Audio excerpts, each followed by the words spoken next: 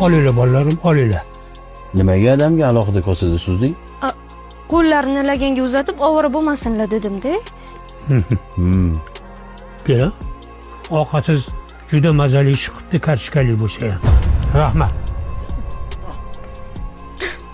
Hozir siz kartoshkali manti yedingizmi shunda?